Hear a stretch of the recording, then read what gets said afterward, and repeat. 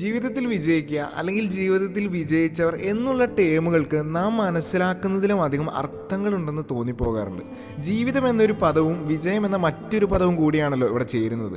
ഇരു പദങ്ങളെയും നോക്കിയാൽ അറിയാം, രണ്ടും പ്രോസസ്സുകളാണ്. ജീവിതം എന്ന് പറയുന്നത് അതിൽ തന്നെയും വിജയം എന്ന് പറയുന്നത് അതിൽ തന്നെയും ഓരോ പ്രക്രിയകൾ. ഇവരെയൊക്കെ കണ്ടു പഠിക്കടാ, അല്ലെങ്കിൽ ഇവരെ പോലെയൊക്കെ ആകാൻ ശ്രമിക്കടാ എന്നൊക്കെ പൊതുവെ നമ്മോട് ആരെങ്കിലും ചൂണ്ടിക്കാണിച്ച് പറയുന്നത് ഈ ജീവിതത്തിൽ വിജയം നേടിയെടുത്തവരെ പറ്റിയായിരിക്കും. വിജയം നേടുക എന്ന സ്ട്രഗിൾ അതിജീവിച്ചവരെ പറ്റിയായിരിക്കും. സോ ഇന്നത്തെ വീഡിയോയിൽ നാം കാണാൻ പോകുന്നത് ജീവിതത്തിൽ വിജയം നേടിയവരിൽ പൊതുവായി നാം കാണുന്ന 5 ഞെട്ടിക്കുന്ന ശീലങ്ങളാണ്. Number 1, opportunity cost. സക്സസ്ഫുള്ളായ ആളുകൾ അവരവരുടെ പ്രയോറിറ്റികൾ തിരഞ്ഞെടുക്കുന്നതിൽ വളരെ ശ്രദ്ധാലുക്കൾ ആയിരിക്കും.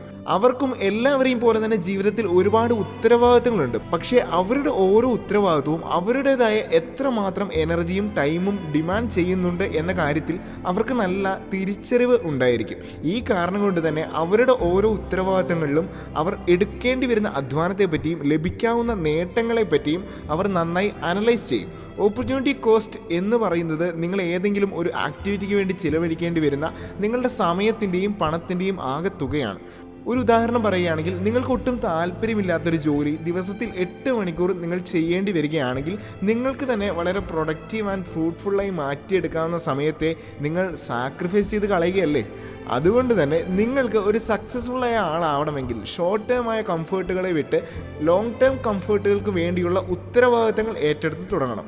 ചില കാര്യങ്ങളിൽ മികച്ചതാകാൻ നാം മറ്റു ചില കാര്യങ്ങൾ ത്യജിക്കണം എന്ന് തന്നെയാണ് ഇതിനർത്ഥം. നമ്പർ 2, അണ്ടർ എസ്റ്റിമേറ്റിംഗ് സക്സസ് അഥവാ വിജയം എന്ന് പറയുന്നത് ഒരിക്കലും ഈസിയായ ഒരു കാര്യമല്ല. അത് വളരെ സ്വാഭാവികമായി നമ്മിൽ എത്തിച്ചേരുകയുമില്ല. സത്യത്തിൽ ജീവിതത്തിൽ വിജയിച്ച ആളുകൾ അവരവരുടെ പൊട്ടൻസിയെ അണ്ടർ എസ്റ്റിമേറ്റ് ചെയ്ത് കാണുന്നവരാണ്. കാരണം നിങ്ങളുടെ പൊട്ടൻസി അണ്ടർ എസ്റ്റിമേറ്റ് ചെയ്ത് കാണുകയാണെങ്കിൽ നിങ്ങളുടെ ലക്ഷ്യത്തിലേക്ക് എത്തിച്ചേരാൻ നിങ്ങൾ ഇപ്പോൾ എടുക്കുന്നതിലും ഇരട്ടി എഫേർട്ട് എടുക്കുകയും ഇപ്പോൾ ചിലവഴിക്കുന്നതിലും ഇരട്ടി സമയം ആ കാര്യം നേടിയെടുക്കാനായി ചിലവഴിക്കുകയും ചെയ്യും. ഒരു ഉദാഹരണം പറയുകയാണെങ്കിൽ, നിങ്ങൾ ഒരു കട തുടങ്ങുകയാണ് എന്ന് വിചാരിക്കുക. ശേഷം നിങ്ങൾക്ക് വളരെ കോൺഫിഡൻസ് ഉണ്ട്, നിങ്ങൾ വിൽക്കുന്ന സാധനം എല്ലാ ആളുകളും മേടിക്കുകയും നിങ്ങളുടെ കട ഒരു വിജയമാവുകയും ചെയ്യുമെന്ന കാര്യത്തിൽ. ഇതേ സമയം നിങ്ങൾ നിങ്ങളുടെ പൊട്ടൻസിയിൽ അണ്ടർ എസ്റ്റിമേറ്റഡ് ആണ് എന്ന് വെക്കുക. അപ്പോൾ കട വിജയിപ്പിക്കുന്നതിൻ്റെ ഭാഗമായി നിങ്ങൾ അതിൽ കൂടുതൽ അധ്വാനവും നിങ്ങളുടെ സമയവും ഇൻവെസ്റ്റ് ചെയ്യുകയും നിങ്ങൾ കൂടുതൽ പ്രയത്നിക്കുകയും അത് നിങ്ങൾക്ക് കൂടുതൽ സക്സസ് നൽകുകയും ചെയ്യും. ഇതുകൊണ്ട് തന്നെയാണ് നമ്മൾ പറയുന്നത്, സക്സസ്ഫുള്ളായ ആളുകൾക്ക് അറിയാം അവരുടെ പാതകൾ അത്ര എളുപ്പമുള്ളതല്ല എന്നത്. കൂടാതെ സകലമാന പ്രതീക്ഷകളും തച്ചുടച്ചിട്ട് വേണം അവരുടെ പാതയിലേക്ക് ഇറങ്ങാനെന്ന ബോധ്യം അവർക്ക് നന്നായി ഉണ്ടാകും. ആൻഡ് എക്സാക്ട്ലി ഈ കാരണങ്ങളൊക്കെ കണ്ടു തന്നെയാണ് അവർ വിജയിക്കുന്നത്. നമ്പർ 3, ഫോർഗെറ്റിംഗ് പെർഫെക്ഷൻ എന്ന് പറയുന്നത് പലപ്പോഴും നമ്മുടെ സമയവും എനർജിയും വേസ്റ്റ് ചെയ്യുന്ന ഒരു പരിപാടിയായി പോകാറുണ്ട്. 100% പെർഫെക്റ്റായ ഒരു പ്രൊഡക്റ്റ് മാത്രമേ ഞാൻ ക്രിയേറ്റ് ചെയ്യൂ എന്ന് വാശി പിടിക്കുന്ന ഒരാളാണ് നിങ്ങളെങ്കിൽ ദിവസങ്ങളും ആഴ്ചകളും മാസങ്ങളും വർഷങ്ങളും പെർഫെക്ഷന് വേണ്ടി ചെറിയ ചെറിയ മാറ്റങ്ങൾ വരുത്തിക്കൊണ്ട് സമയം പാഴാക്കുന്ന ആളുകളുടെ എണ്ണത്തിലേ നിങ്ങൾ എണ്ണപ്പെടുകയുള്ളൂ. ഇതേ സമയം ഒരു ലോങ് ടേമായ സക്സസ് ആണ് നിങ്ങളുടെ ലക്ഷ്യമെങ്കിൽ നിങ്ങൾ ഒരു 90-95% സെറ്റിൽ ചെയ്യാൻ തയ്യാറാവണം. ആൻഡ് ഓഫ് കോഴ്സ് സക്സസ്ഫുള്ളായ ആളുകൾ അങ്ങനെയാണ്. കാരണം സക്സസ്ഫുള്ളായ ആളുകൾക്ക് അറിയാം പെർഫെക്ഷൻ എന്ന് പറയുന്നത് എപ്പോഴും ഐഡിയലായ ഒരു സംഭവമാണ്. അതുകൊണ്ട് തന്നെ അച്ചീവ് ചെയ്യാൻ പറ്റാത്ത ഒന്നിനു പുറകെ പോകുന്നത് വിഡ്ഢിത്തം തന്നെയാണ്.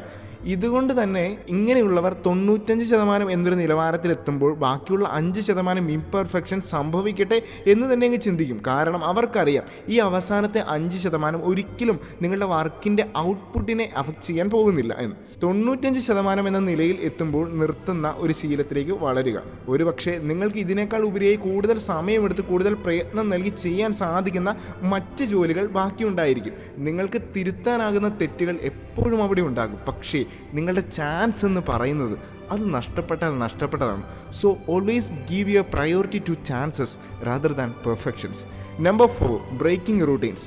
ജീവിതത്തിൽ വിജയിച്ച ഏതൊരു വ്യക്തിയുടെയും ലൈഫിലേക്ക് നമ്മൾ നോക്കുകയാണെങ്കിൽ അദ്ദേഹത്തിൻ്റെ പേഴ്സണലായ കുറേ ശീലങ്ങൾ, കുറേ ജീവിത ചിട്ടകളെല്ലാമാണ് അദ്ദേഹത്തെ യഥാർത്ഥത്തിൽ സക്സസ്ഫുൾ ആക്കിയത് എന്ന് നമുക്ക് മനസ്സിലാക്കാം. ഇതോടൊപ്പം നമുക്ക് മനസ്സിലാക്കുന്ന മറ്റൊരു കാര്യമാണ്, സക്സസ്ഫുള്ളായ ആളുകൾ അവരുടെ ജീവിതകാലം മുഴുവൻ ഈ ഒരു റൂട്ടീൻ മാത്രം ഫോളോ ചെയ്തവരല്ല. കാരണം ജയിച്ചവർ എപ്പോഴും അവരുടെ റൂട്ടീൻ മാറ്റാനും എപ്പോഴും ബെറ്ററായ ശീലങ്ങൾ ജീവിതത്തിലേക്ക് കൂടെ കൂട്ടാനും മടി കാണിക്കാത്തവരും ഭയമില്ലാത്തവരുമാണ്. സത്യത്തിൽ നമ്മൾ പലപ്പോഴും ഇങ്ങനെ ശീലങ്ങൾ മാറ്റാൻ ഭയപ്പെടുന്നത് നമ്മുടെ തന്നെ പഴയ മോശം ശീലങ്ങളിലേക്ക്, റൂട്ടീനുകളിലേക്ക് വീണു പോകുമോ എന്ന പേടി കൊണ്ടാണ്. പക്ഷേ ഇവിടെയെല്ലാം നാം മറന്നു പോകുന്ന ഒരു കാര്യമുണ്ട്.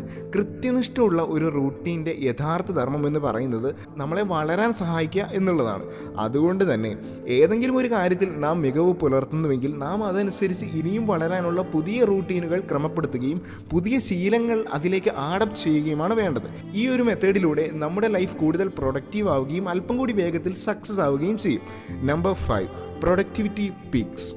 പലരും പറഞ്ഞു കേട്ടിട്ടുണ്ടാവും ജീവിതത്തിൽ വിജയിക്കണമെങ്കിൽ അതിരാവിലെ 4 മണിക്ക് അല്ലെങ്കിൽ 5 മണിക്ക് എണീറ്റ് വർക്ക് ചെയ്ത് തുടങ്ങണമെന്നൊക്കെ.